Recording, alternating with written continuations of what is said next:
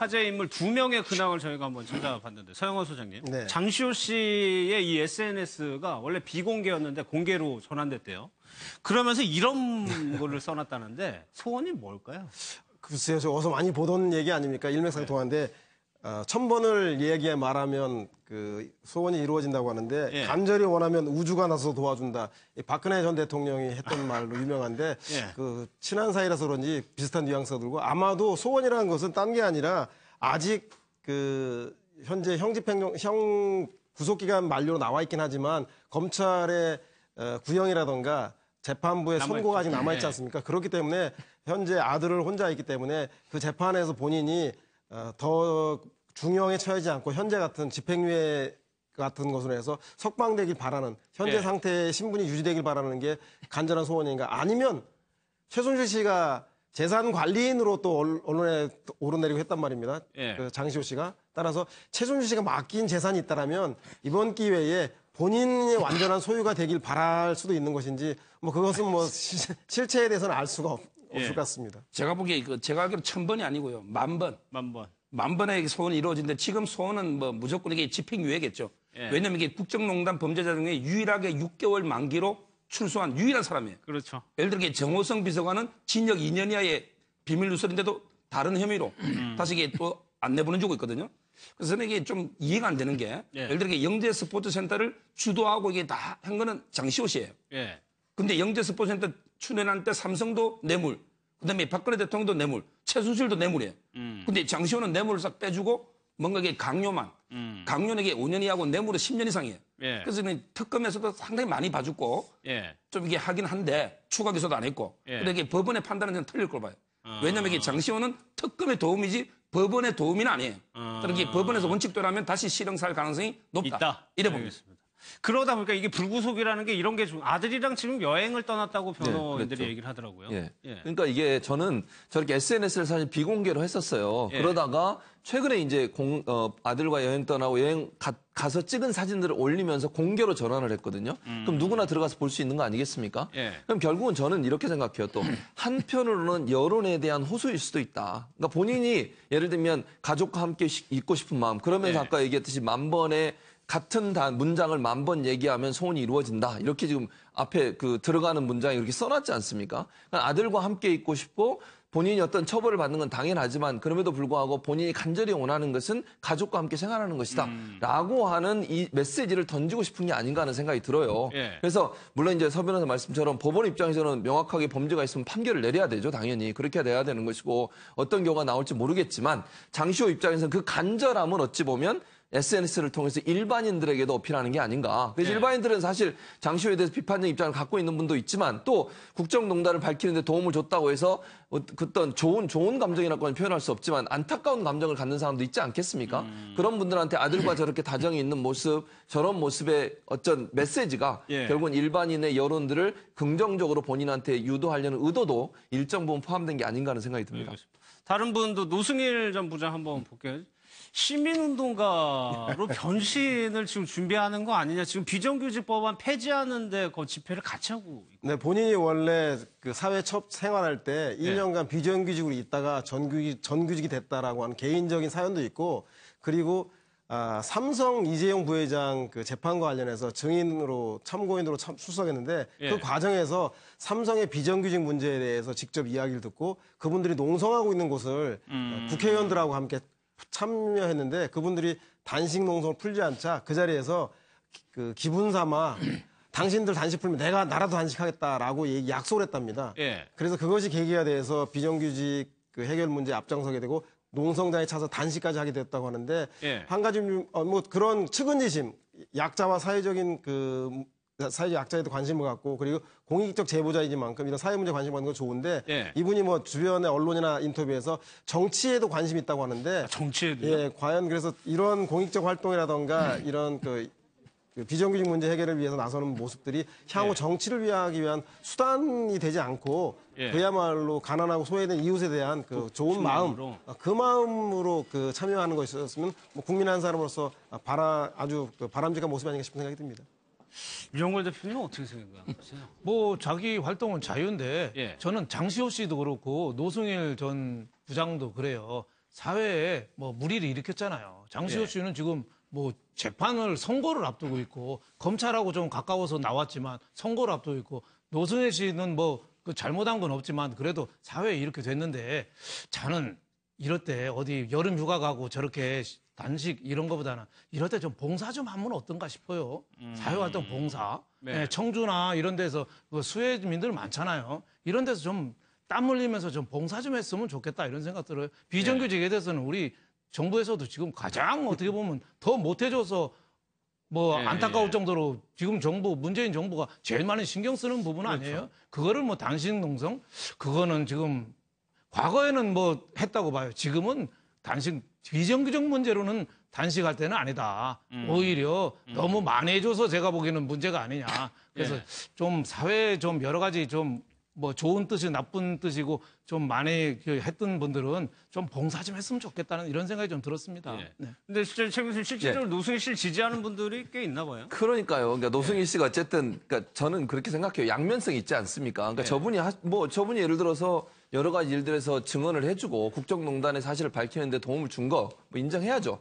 그러나 이제 본인이 어쨌든 거기에 관여돼 있거나 뭐 법률적으로 해서 불법에 일정 부분 관여된 부분이 있다고 하면 그 부분은 저는 당연히 법적 처벌을 받아야 된다고 생각을 합니다. 그래서 양면성이 있는 건데 이제 일반 시민들 같은 경우는 본인이 좋아하는 쪽으로 해석하게 되는 것이고 이제 그것도 어찌 보면 이제 저렇게 하는 것도 본인이 그런 관심을 계속 끌고 가고 싶은 마음이 또 있다고 저는 생각을 해요. 노승일 씨 입장에서는. 아까 지금 서양호 소장이 얘기했듯이 정치에도 꿈을 갖고 있고 만약에 그렇다고 하면 저는 그건 별로 바람직하다고 생각하지 않습니다만 저런 대중성을 이용해서 본인의 이익을 위해서 한다는 것은 별로 바람직하지 않다고 생각하고 비정규직을 위해서 정말 진정으로 한다면 그거는 뭐 좋은 일이라고 생각합니다. 알겠습니다. 여기서 마무리하겠습니다. 1분 뒤에 다시 돌아오겠습니다. 김기덕 감독 관련해가지고 하재경 평론가님, 그 여배우가 또 추가적으로 좀 폭로를 했네요. 그러니까 원래 알려지기로는 그 배드신 촬영을 하다가 그게 좀 문제가 됐다라고. 그러니까 어제 이제 메이저급 언론에서 공식적으로는 다 그렇게 보도를 했죠. 근데 사실은 그것을 뛰어넘는 더 구체적인 수위도 있었는데 그게 좀 너무 좀 이렇게 구체적인 내용까지 하기가 선정적이어서 말을 안 하고 있었지만 요번에 그 여성 측하고 영화 노조 측에서 아주 구체적으로 그걸 또 거론을 했기 때문에 이제는 매체에서 보도를 안 할 수가 없는 그런 상황이 된 건데 그 어제 보도됐던 뭐 배드신이니 선정적인 장면이니 그게 뭐냐면 바로 그 극 중에서 여성이 남자 배우의 어떤 신체 주요 부위를 훼손하는 장면이었다.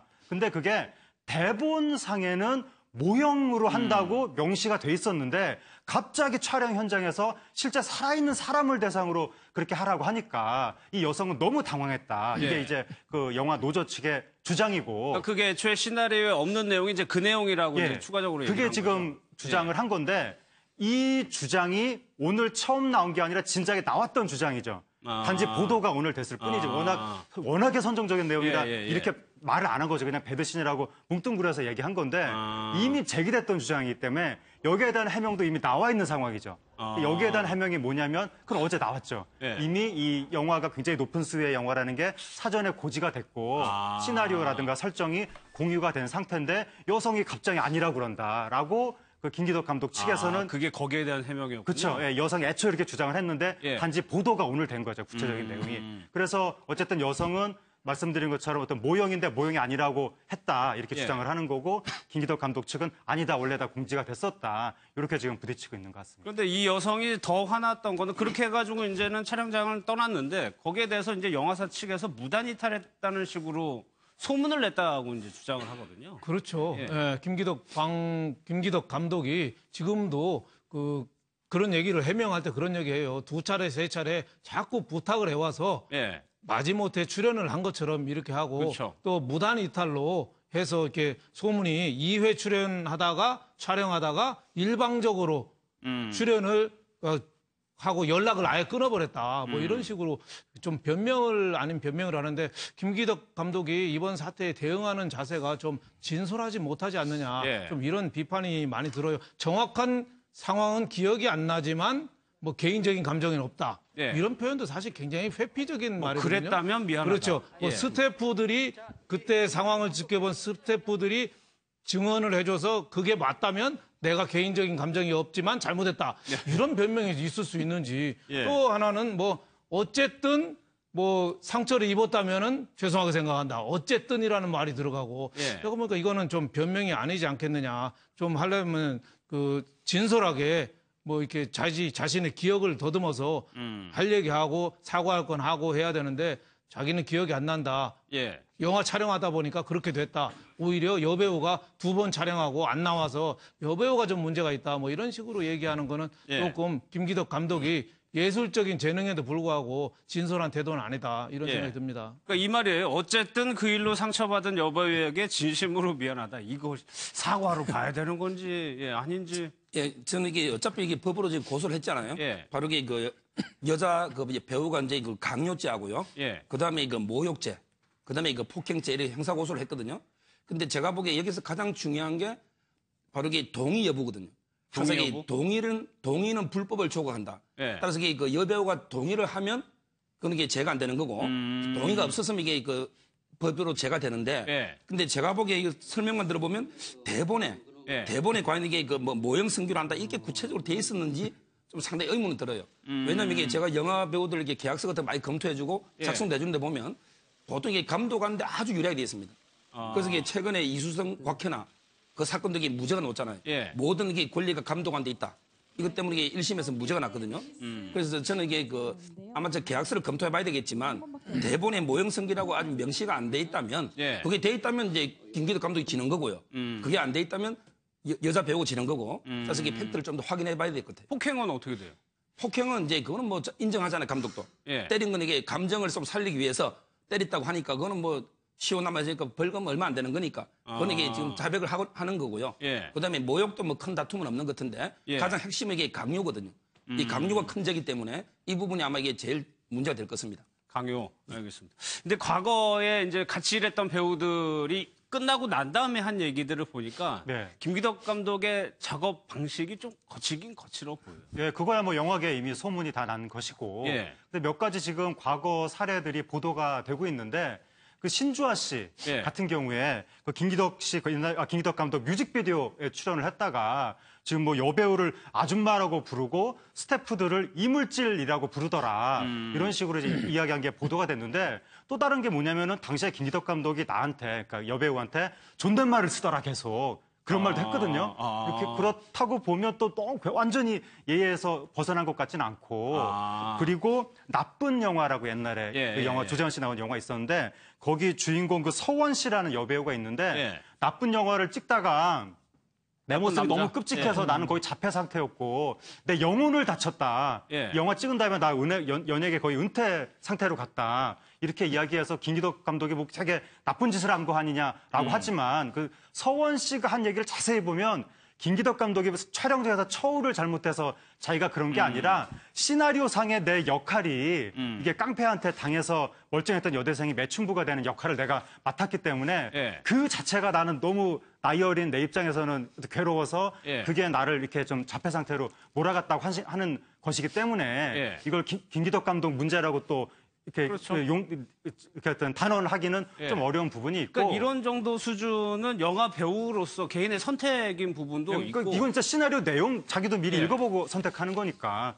근데 이제 김기덕 감독이 굉장히 좀 세게 작업하는 분인 건 맞고 소문이 많이 났고 옛날로 치면 거의 광인 취급을 받을 수도 있는 그러니까 예술적 광기를 가진 사람들이 옛날부터 종종 있었는데 예. 이 동서고금을 통틀어서 사회에서 거의 이 도외시되고 매장되고 그랬던 사람들이 많습니다. 요즘에는 세상이 좋아져서 그런 분들이 이제 예술가라고 대접을 받는 건데 근데 그분들이 자신들의 예술적 광기를 표현하는 건 좋은데 예. 남들한테 강요하면 안 된다는 거죠.